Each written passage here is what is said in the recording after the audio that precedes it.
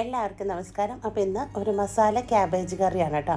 അപ്പോൾ ഇത് നമ്മുടെ ചോറിനും ചപ്പാത്തിക്കും എല്ലാം കഴിക്കാൻ പറ്റാവുന്ന ഒരു അടിപൊളി മസാലക്കറിയാണ്.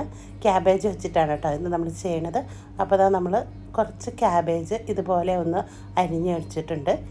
ഇനിയിപ്പോൾ ഇതാ നമ്മളൊരു പാൻ അടുപ്പത്ത് വെച്ചിട്ടുണ്ട്. അതിലേക്ക് ഒരല്പം വെളിച്ചെണ്ണ ഒഴിച്ചെടുക്കാം. പിന്നെ ഇതാ കടുക് ഇട്ട് കൊടുത്തിട്ടുണ്ട്. കടുക് പൊട്ടിയതിന് ശേഷം നമ്മളിതാ കുറച്ച് പെരിഞ്ജീരകം, നല്ല ജീരകമല്ല പെരിഞ്ജീരകം, അതിട്ട് കൊടുക്കുക. ഒരു ചെറിയ കഷ്ണം പട്ട ഇട്ട് കൊടുത്തിട്ടുണ്ട്. ഒരു മീഡിയം സൈസ് സവാള നീളത്തിലരിഞ്ഞത് അതോട് ചേർത്തിട്ട് നന്നായിട്ട് ഇതൊന്ന് വഴറ്റിയെടുക്കാം. 3-4 പച്ചമുളക് വട്ടത്തിലരിഞ്ഞത്, ഒരു തണ്ട് കറിവേപ്പില, പിന്നെ ഞാനൊരു പീസ് ബേ ലീഫ് ഉണ്ടല്ലോ അതും കൂടി ചേർത്തിട്ടുണ്ട് കേട്ടോ. എന്നിട്ട് നന്നായിട്ട് നമുക്കിതൊന്ന് മൂപ്പിച്ചെടുക്കാം. അപ്പോൾ അത് നന്നായിട്ട് ഒന്ന് വഴന്ന് വരട്ടെ. ഇപ്പോൾ ഇതാ സവാളയൊക്കെ നന്നായിട്ട് വഴന്ന് വന്നിട്ടുണ്ട്. ഇനി ഇതിലേക്ക് നമുക്ക് പൊടികൾ ചേർത്തെടുക്കാം. ഒരു 1/4 ടീസ്പൂൺ മഞ്ഞൾപ്പൊടി ഇട്ട് കൊടുക്കാം. എന്നിട്ട് നന്നായിട്ട് ഒന്ന് മിക്സാക്കി കൊടുക്കാം. പിന്നെ ഇതിലേക്ക് വേണ്ടത് തക്കാളിയാണ് കേട്ടോ. അപ്പോൾ ഒരു ചെറിയ തക്കാളി മാത്രം മതി. അത് ഇതാ കട്ട് ചെയ്തതാണ്, അതും കൂടെ ഇട്ട് കൊടുക്കാം. എന്നിട്ട് നന്നായിട്ട് ഒന്ന് വഴറ്റിയെടുക്കാം. അപ്പോൾ തക്കാളി ഒന്ന് വഴന്ന് വന്നതിന് ശേഷം ഇതിലേക്ക് നമ്മളിതാ ക്യാബേജ് അരിഞ്ഞു വെച്ചത് അതാണ് കേട്ടോ ഇട്ട് കൊടുക്കുന്നത്.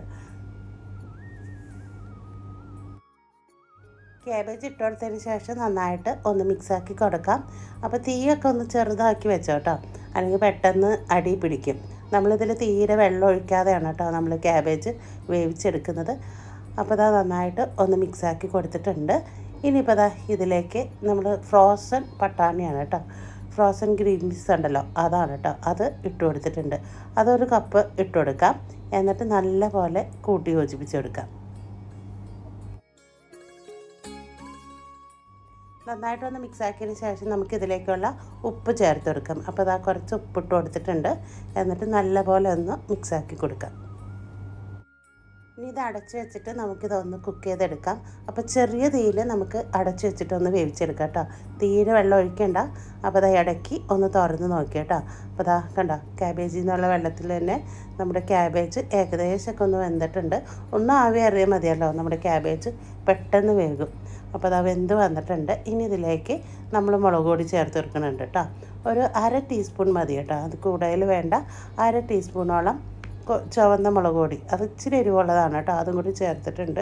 എന്നിട്ട് ഇതാ നന്നായിട്ടൊന്ന് മിക്സാക്കി കൊടുക്കാം. അപ്പോൾ ഇതാ നന്നായിട്ട് ഒന്ന് ഇളക്കി യോജിപ്പിച്ചിട്ടുണ്ട്. നമ്മുടെ ക്യാബേജിലുള്ള വെള്ളമൊക്കെ വറ്റിയിട്ടുണ്ട്. നല്ല അടിപൊളിയായിട്ട് സെറ്റായിട്ടുണ്ട് കേട്ടോ നമ്മുടെ കറി. ഇനിയിപ്പോൾ ഇതിലേക്ക് ലാസ്റ്റായിട്ട് കുറച്ച് കൊത്തമല്ലി അത് ഇതാ അരിഞ്ഞിട്ട് കൊടുക്കാം. അത് കയ്യിലുണ്ടെങ്കിലും അതായിട്ട് നിർബന്ധമൊന്നുമില്ല, ചേർത്താൽ നല്ലതാണ്.